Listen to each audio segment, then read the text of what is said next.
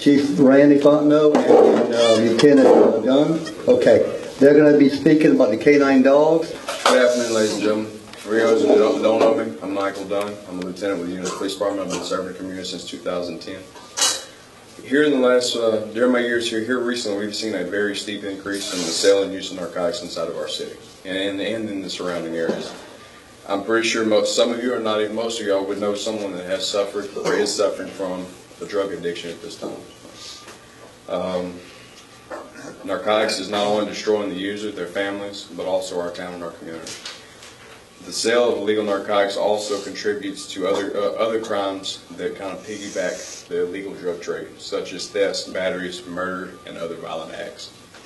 I want to share you with a quick story with a citizen from Eunice that suffered from this. For privacy reasons, I will not say this person's name. I'm going to list him as Mr. Tommy. Mr. Tommy was a very successful electrician here in town. He was earning a 3-figure income. He had a devoted wife and several children. Mr. Tommy was having trouble dealing with the stresses of life. He couldn't find anything to relieve those stresses, so he turned to crack cocaine. When I was sitting down talking with him, he would explain that whenever he would ingest the cocaine, it would make him relax. He'd forget about his stresses, the worries in life, paying bills and that sort. Well, it got to a point in time to where Mr. Tommy was needing this drug every day just to make it through the day because he was so addicted. And as time went on, he was arrested. He was finally called by police, brought in. Well, due to that arrest, he lost his job. He lost his ability to go out there and earn that high-dollar income to provide for his family. Well, as time went on, it got more stressful. He couldn't afford his bills. He couldn't find work. Nobody wanted to hire him because he was a convicted felon now. Well, he turned to the drug again. Again, he was called by us. Well, his family always stuck by him to the best of their ability, trying to help this man. Well, as time went on, he started selling all their worldly possessions, stealing, and just kept getting caught by police and was not tending to his family. Long story short, his wife finally had to make the decision to divorce him for the sake of their children, to provide for them, because he was so addicted to the narcotic, he was selling everything and taking away from his kids. And by the, after several years passed, Mr. Tommy finally was able to get some help after, after several arrests and losing everything he ever had. But he told me, why did I wait so late? By the time I actually got there, I've already lost my family and my career. Which is the reason why I'm here today. I'm here to seek donations to rebuild our narcotics and canine division. As most of you know, we have a very limited operational financial budget to operate our department.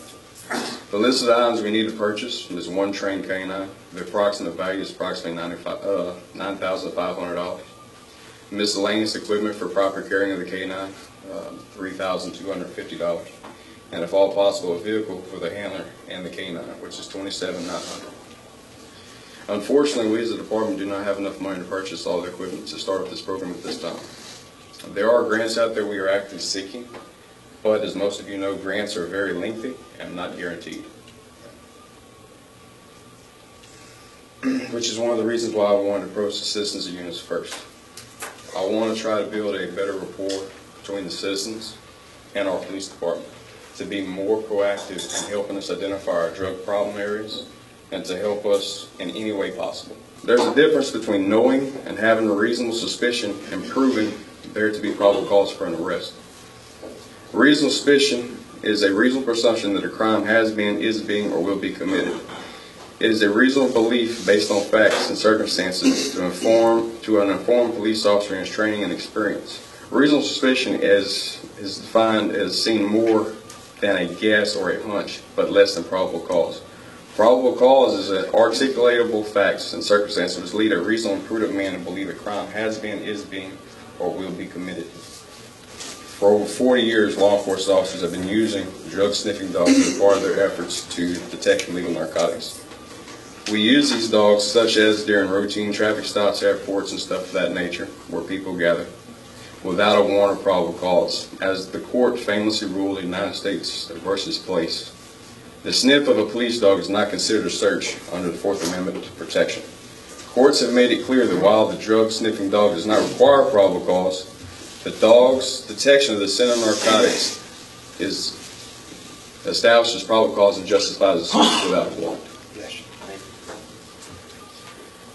The way canine finds these narcotics is by using their keen sense of smell, such as each narcotic they define as a scent cone. Every narcotic has a specific scent that dog can pick up on. Now, another question I've been asked is, why do we want to fight this fight? You can't defeat the war on drugs. It's very simple. I quote, "All that is necessary for the triumph of the evil is for good men to do nothing." Edmund Burke. I really don't have too much more to conclude with that. It's just I'm trying to stress the fact of how important this is to our city and how bad our narcotics problem is getting. So, turn it over to you, Chief. We got rid of our drug dogs last year because they were getting up in age and health was beginning to be a problem, and it was getting kind of cost prohibitive for us. Lieutenant Dunn came to me a few weeks ago and asked if we could get this program started back up. He said he would be willing to lead it and trying to raise the funding for it because we don't have the money in our budget for it. Well, you do the auditing, you don't work our budget, though. Steve Moose is not here. He's the one that finds the money for us. But we don't have the money in our budget for it, so Lieutenant Dunn volunteered to try to raise the money. And so far, since it came out in the paper Sunday, we've gotten a few checks in the mail today and yesterday. I picked up a couple of checks people had brought to me.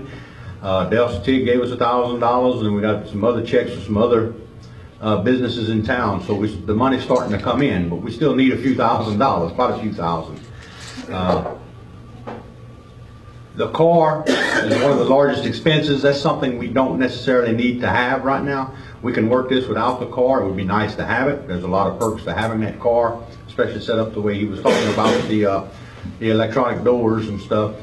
But we can work it without the car. And the dog would be a big benefit. It's a plus for us when we can bring it into the schools. We've been called in the past to go to the schools to search the lockers and stuff, search the vehicles outside.